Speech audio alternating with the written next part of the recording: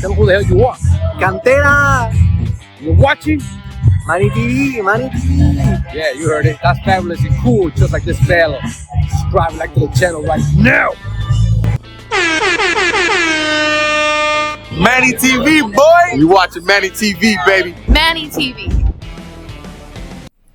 The first ever Keeping It Fabulous in 1000 episode right here on the Manny TV channel via YouTube right here, where we celebrate not only pride, which is basic human rights for all the individuals and musicians who are part of the LGBTQ community here.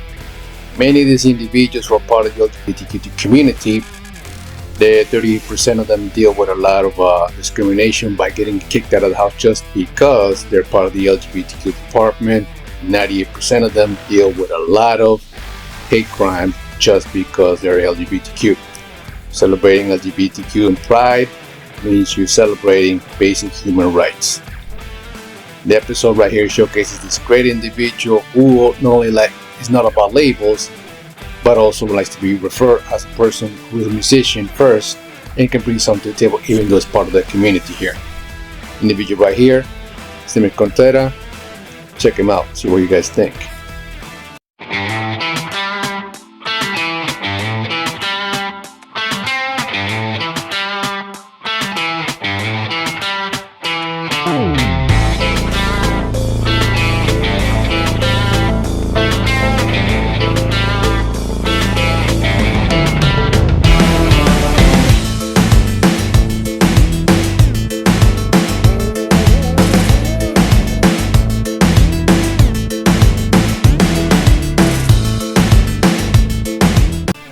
Bet.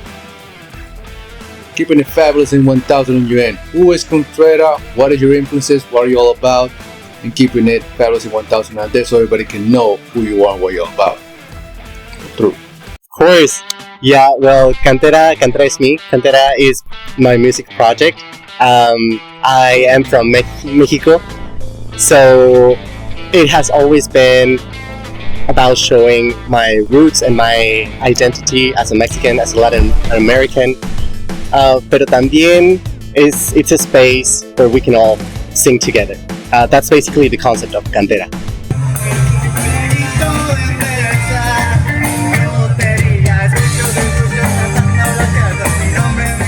And basically my influences are all the way from Natalia Lafourcade, Los Ángeles Azules, Café Tacuba. I grew up listening to a lot of Latin rock, and I think that you can feel that in the music. So, Los Fabulosos Cadillacs, también icónicos, Los Aterciopelados, and I could keep on going. But I think that also I'm very inspired by a lot of pop artists, and a lot of, just like Johnny Cash and Nina Simone, also studied the greats and what were they doing, what are their lyrics about, and what makes a good song connect with people and make them want to sing.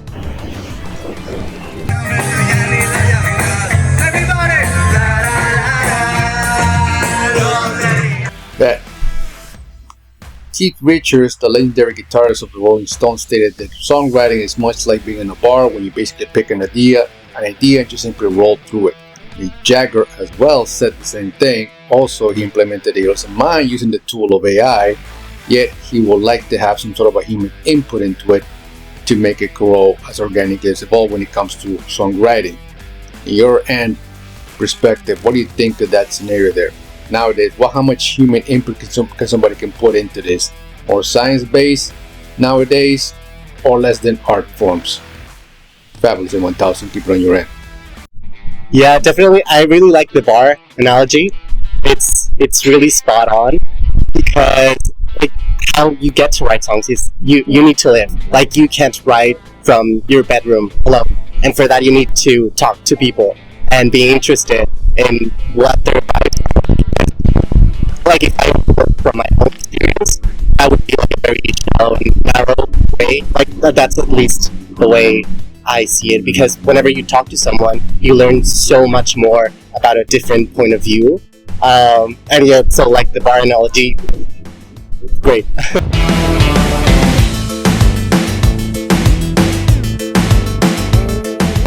About the AI stuff, though, I think that, of course, it's an incredible technological achievement. But whenever you make songs using purely AI, I think that you can tell because it's very scientific, very technological, but the human aspect is missing a little bit. Like it, so far as I know, like it's not allowed to create something entirely new, and that's when the human input comes in. Because you need to program AI, you need to tell your ideas and share what you're thinking and your thought process in order to get exactly what you want.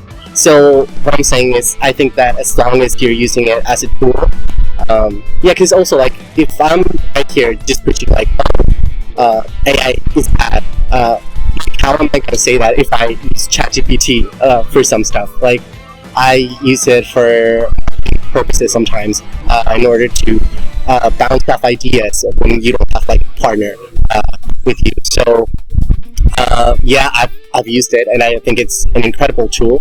However, I think that it's kind of like the same synthesizers, because like when they came in the scene, everybody was like, "Oh no, like real music is dead." But as we know now, that wasn't the end. We just learned how to incorporate it in our new productions and new ways of making music. So I think that is a challenge, of course. And also, like I know this great musician that he has been allowed to create so much more music using AI tools, but you can still feel him. And yeah, it has sped up like its productions. For me, I am not comfortable using AI with my music or with the visual art because I also have tremendous respect for my collaborators. So yeah, I think it would be a disservice to share that with an engine that learns from it without their consent.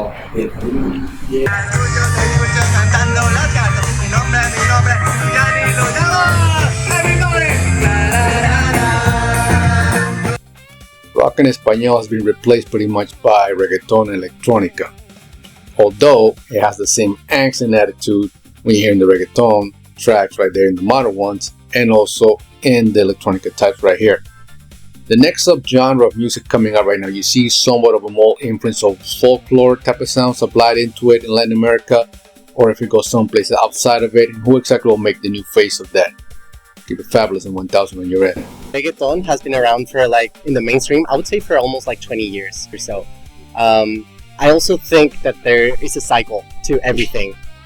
Sometimes like you could listen like in the 2010s, like a lot of like electronic music bleeding into the mainstream, and I think there's always like space for like another genre to come in and take that spot on radio, on just like your personal playlist.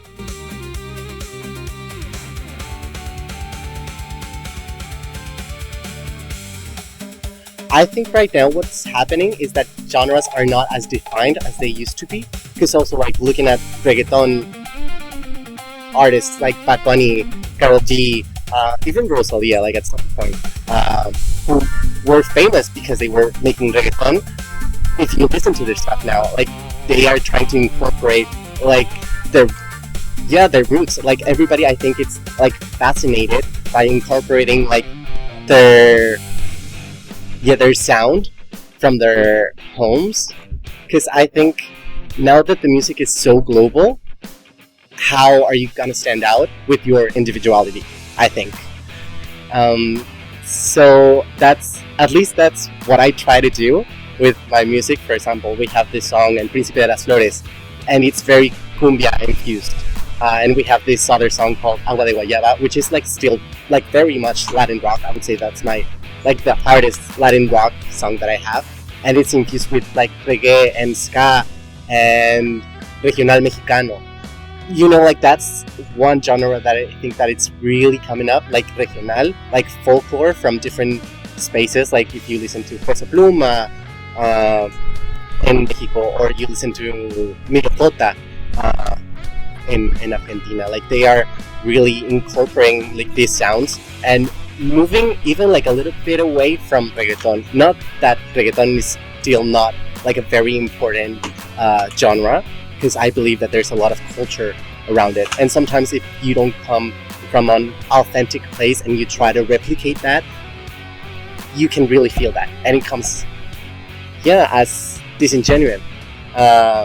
So I think that reggaeton is here to stay, but also I don't think that Latin rock is dead. Like, I don't think it's ever been dead.